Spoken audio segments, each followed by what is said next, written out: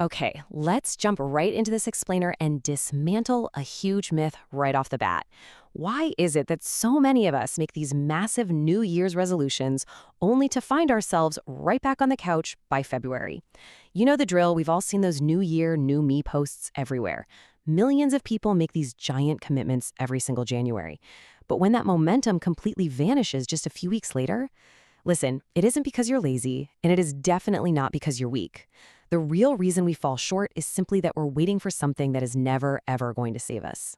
So I want you to really ask yourself, have you been waiting for an emotion to save you? Like, are you just sitting around waiting to feel motivated before you finally start that project, or hit the gym, or overhaul your daily routine? See, we are completely conditioned to treat motivation like it's some sort of prerequisite for action. We actually think we need to feel a certain way before we can execute. But relying on that feeling, that is a massive, massive trap. Welcome to what we call the motivation trap. And to understand exactly why this fails so often, let's just look at a super familiar journey through the eyes of someone we'll call Alex. So, Alex had some pretty big dreams to get fit and build a business. Naturally, he did everything society dictates, right?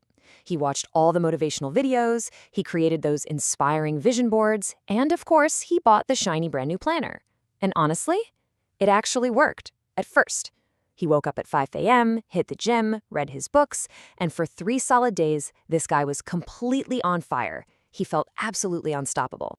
But right here is the trap in action. Just look at this drastic shift. On day 3, waking up at 5 a.m. was effortless. But by day 4, that fire is just completely gone. All of a sudden, the bed feels so much warmer. The gym feels like it's literally miles further away than it was yesterday. And those big, beautiful goals suddenly just feel impossible.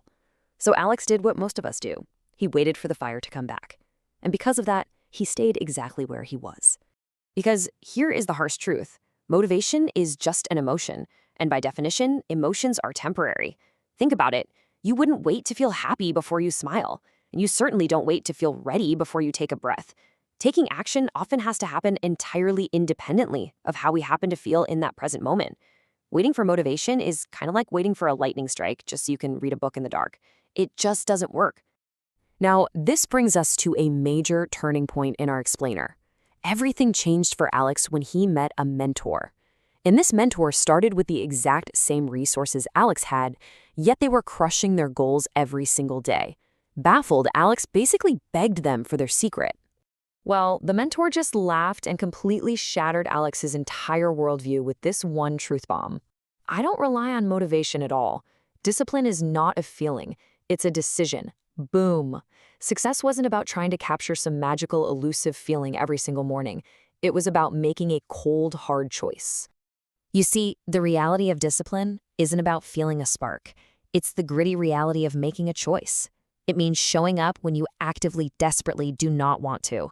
It's doing the boring, unseen work when absolutely no one is cheering you on. Ultimately, it is the profound act of choosing your future self over your present comfort. So, enter the 30-day experiment. Alex decided to set one extremely strict rule.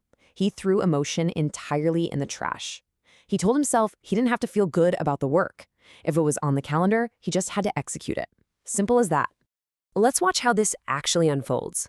Day 1. He went to the gym, completely exhausted. Day 5. He worked on his business, and he was profoundly bored. Day 12. He woke up early, hating literally every single second of it. But then, by day 20, this massive breakthrough occurred, and it wasn't a sudden wave of motivation either. He fundamentally changed. He wasn't just trying to be a disciplined person anymore. He actually became disciplined. The action came first, and the identity followed. We so often think we need to change who we are in order to change what we do, but the exact opposite is true.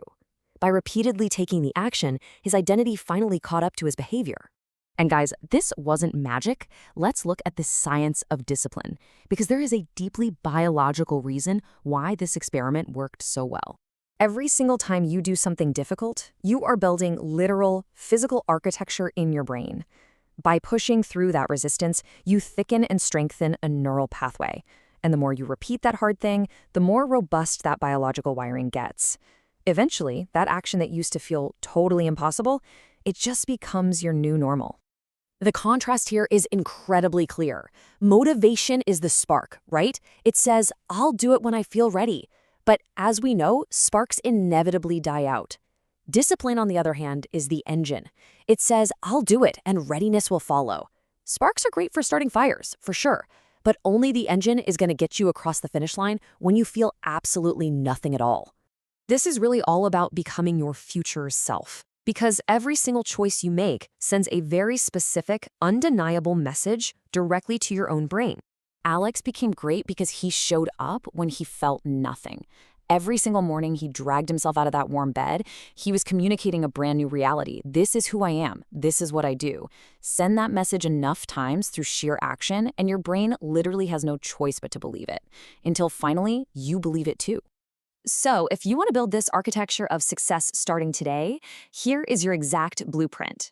First, move. Stop waiting for the feeling to hit you. Second, start small. You really don't need to conquer the world on day one. Third, be consistent so you can build those neural pathways.